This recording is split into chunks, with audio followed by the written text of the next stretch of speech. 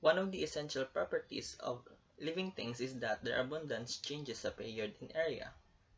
It is absolutely correct for human species, as it is for all other organisms that directly or indirectly affect our lives.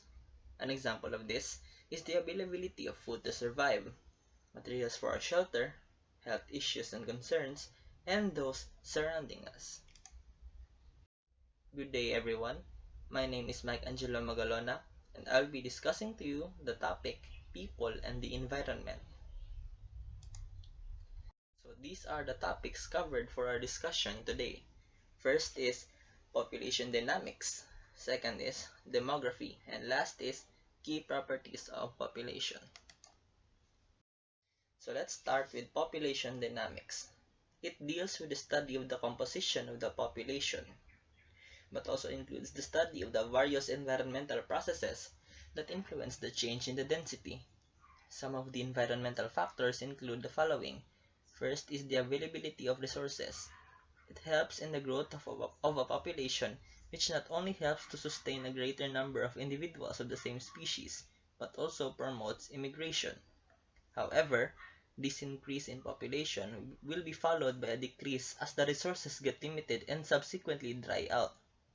This results in starvation and mortality, accompanied by emigration. Second is climate. Climatic variations also lead to significant variations in the population of a particular species. This is quite apparent in many bird species that have moved to the endangered category due to the global changes in the weather conditions. While warmer climates have resulted in the increase of population density of certain species, it has led to the drastic drop in many cold weather species. Third is possible predators. The presence or absence of predators in an ecological system can greatly affect the population of a species.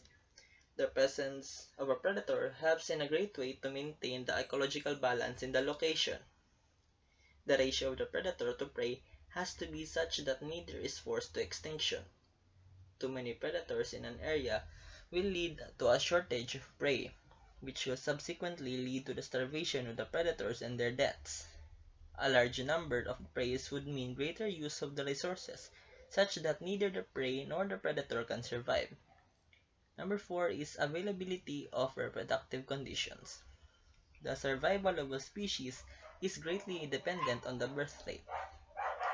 If the conditions are not conducive for the reproduction and nurturing of the offsprings, the population will see a steady decline as the age of the population keeps growing without the addition of younger individuals.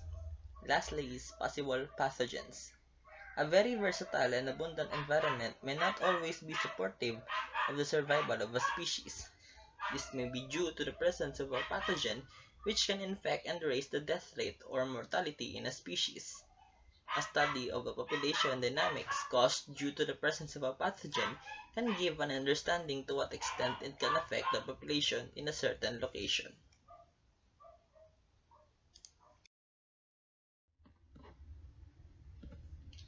So let's now continue to discuss population. Population refers to the group of individuals of the same species living in the same locality or interbreeding and sharing genetic information. Speaking of population, allow me to provide a short info for everyone.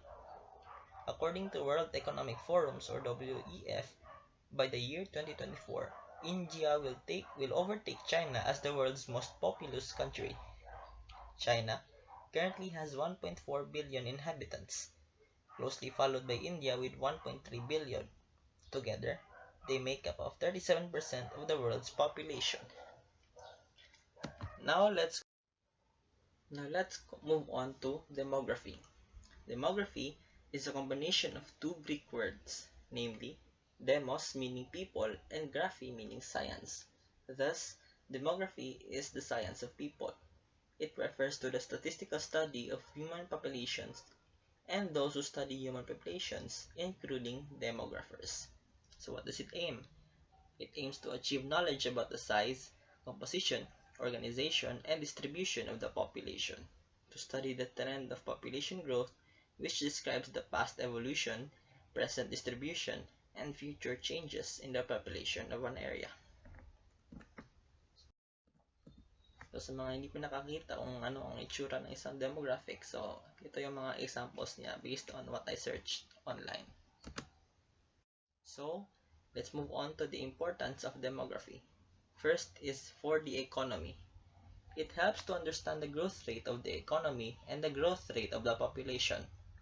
If the population is increasing at a faster rate, the pace of development of the economy will be slow. In such a case, the government has to undertake corrective measures to control the growth of population and to accelerate the development of the economy. Rapid population growth reduces per capita income, lowers the standard of living, resulting in mass unemployment and underemployment. It may cause environmental damage and puts an extra burden on existing social infrastructure. Hence, we can conclude that the study of demography is very important to an economy. Second is for economic planning. Data relating to the present trend in population growth help the planners in formulating policies for the economic plan of the country for the future. Considering the population growth rate targets of agricultural and industrial products, of social and basic services like schools and other educational institutions, hospitals, houses, electricity, transport, and many more are fixed. In case of high population growth rate, it is used in formulating a policy to control the birth rate. Number 3 is for the society. Rapid population growth reduces per capita income, lowers the standard of living, resulting in mass unemployment and underemployment. It puts stress on basic services like water, electricity, transport and communications, public health, education, and many more. It may also result in migration and unplanned urbanization, which further lead to unavailability of civic amenities and the law and order problem. Hence, to have a check on this problem, there is a necessity to the study of demography. Fourth is for the administrators or government. In underdeveloped countries, almost all social and economic problems are associated with the growth of population.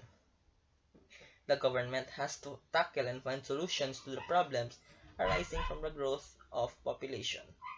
Rapid population growth leads to unplanned urbanization, which further leads to problems like coming up of shanty towns, population, drainage, water, electricity, transport, and many more in cities. And lastly is for political system. The information obtained through the study of demography is used by the election commission to the demarcation of constituencies. It also gives information about the increase and decrease in the number of voters. Political parties can frame their policies and election manifestos at the time of elections. So now, let's move on to the 5 key properties of population. First is abundance. Abundance refers to the total number of individuals of a taxon or taxa in an area, population, or community. It is a typical perception that in tests from the creature and plant networks, the more significant part of the people have a place with few abundant species, though the vast majority of the species are spoken to by few individuals. Abundance refers to as a network-level measurement since it manages the assortment of people having a place with various animal groups in the network. Hence, the meaning of species bounty appropriation depends on the example of ordinariness and uncommonness of species in the system, and this example is best clarified utilizing a vector of equivalent bounties speaking to a given network. Next, number 2 is birth rates. Birth rates, population increase because of birth rates. It is simply a broader term covering the production of new individuals by birth, hatching, by fission, and many more. The natality rate may be expressed as the number of organisms born per female per unit in time. In human population, the natality rate is equivalent to the birth rate. So, these are the 2 types of birth rate. First is maximum birth rate, also called as absolute or potential or sociological natality. It is the theoretical maximum production of new individuals under ideal conditions, which means that there are no ecological limiting factors and that reproduction is limited only by physiological factors. It is a constant for a given population. Number two is ecological birth rate, also called as natality or also called realized natality or simply natality. It is the population increase under an actual existing specific condition. Thus, it takes into account all possible existing environmental conditions. This is also designated as fertility rate. So according to countrymeters.info, Philippines has a birth rate of 7,370 live births average per day, which means that is around 307.10 in an hour. Let's move on to number 3, which is death rates. Death rates, the ratio of total deaths to the total population in a specified community or area or over a specified period of time. The death rate is often expressed as the number of deaths per 1,000 of the population per year. Hence, it is called fatality rate. According to countrymeters.info, Philippines has a death rate of 2,059 deaths average per day, which means it has an average of 85.78 in an hour. So the importance of growth rate.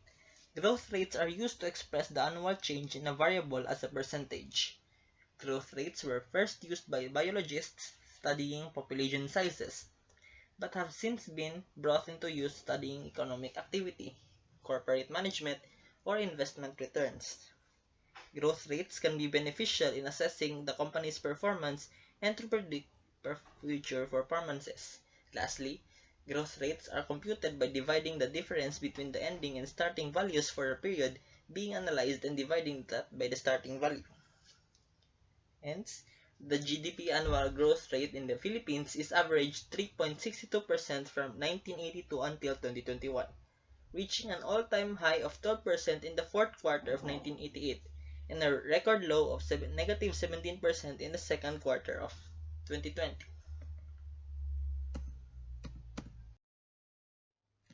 Lastly is age structure.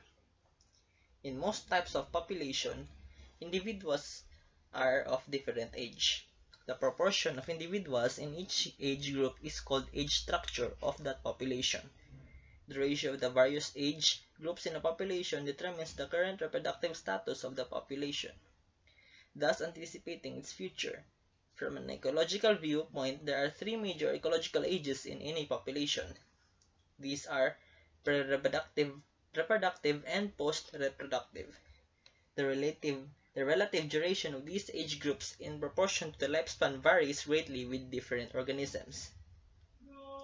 The age structure of a population is the distribution of people of various ages. It is a useful tool for social scientists, public health, and healthcare experts, policy analysts, and policymakers because it illustrates the population trends like rates of births and deaths. So these are my sources in making this report.